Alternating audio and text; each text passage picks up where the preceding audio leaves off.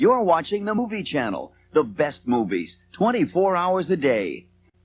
Truth, justice, the American way, and your chance to win what's bound to be the hottest ticket around. It's the Movie Channel's Superman Adventure Sweepstakes. Get your pencil ready and get a load of this. Grand prize, you'll fly to the world premiere of Superman 3. Look, up in the sky, it's your own private Learjet.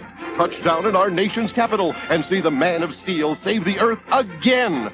You'll see the movie first before it plays in theaters in your town this summer. Guess who's in it, too? Later, you're invited to mingle with the cast, celebrities, press at the world premiere party. You just can't buy tickets for this event. And it's not over yet. We'll hand you $1,000 in mad money and a neat place to sleep overnight. And you won't be alone. You can take 3 friends. 150 first prizes, the Atari video computer system with the Superman cartridge. 1,500 runners-up win a collector's item, souvenir programs from Superman 2.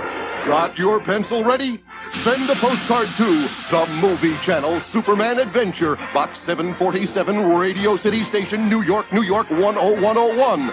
Postcards must be here by January 31st. Grand prize winner and friends must be 18 or over. That's all it takes to win the Superman Adventure on the Movie Channel. The Movie Channel is at work 24 hours a day. Hiya, Dave. The Movie Channel. Welcome to Behind the Scenes.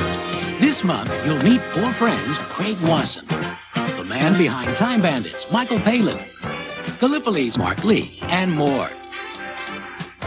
What's so funny about Michael Palin? He's the Monty Python who resurrected Spam, and he's one of the loopy minds behind this month's Time Bandits, the story of a small boy and his even smaller traveling companions. And I think they come across not just as a gang, but as a bickering collection of sort of cantankerous, grumpy individuals, all with different ideas and all wanting to lead. Look, do you want to be leader of this gang? Oh, we agreed, no leader. Right. So shut up and do as I say. Time Bandits is a nutty slice of history, seen from a child's point of view. And you're likely to find the same free spirit in Palin's newest effort, Jabberwocky. Kids also like sort of toughness and nasty things happening as well as nice things, and we wanted to make the nasty things quite nasty. What about his own kids? Do they like his work? Well, I think they're probably slightly embarrassed. His father, just who occasionally dresses up in women's clothing or gets dressed as chickens or Long John Silvers, difficult to respect. I say! If 4 Friends has an emotional center, it belongs to Craig Wasson.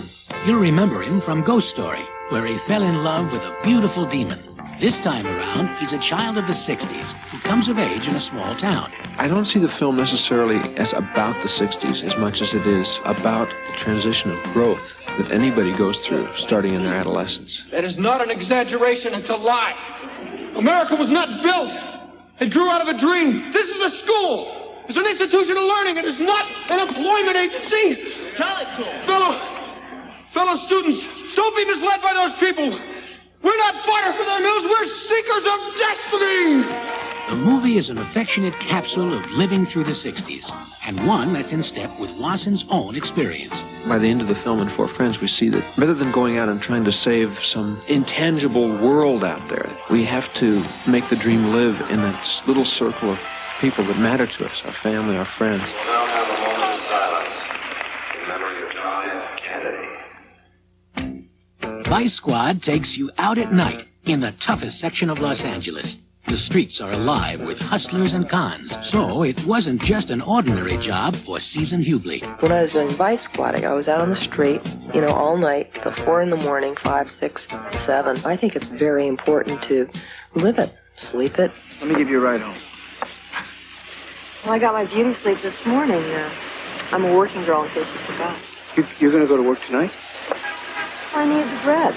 You may have spotted Hubley playing Priscilla Presley in Elvis, a remarkably true-to-life TV movie. Playing a role based on a real person helped prepare her for the grittiness of Vice Squad. I don't really believe in acting classes. I think that they can really teach you the wrong things.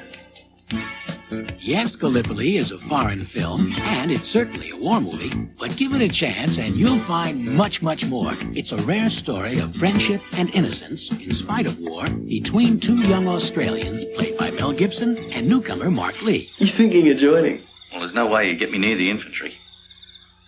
The light horse. Now, that's got a bit of class. Woo! We could join together. Lee's a former rugby player who found his leading role in Gallipoli affected him more than he expected. I realized there was something that I really got from this film that I'd never got from anything before. As Gallipoli's optimistic, patriotic soldier, Lee helps give you a very different picture of the men who lost in World War I. They weren't soldiers, they were all volunteers. I mean, they didn't understand exactly what they were throwing themselves into. Tune in next month for Nick Nolte. I was planning on a much worse time than this. Morgan Fairchild. Please just leave me alone.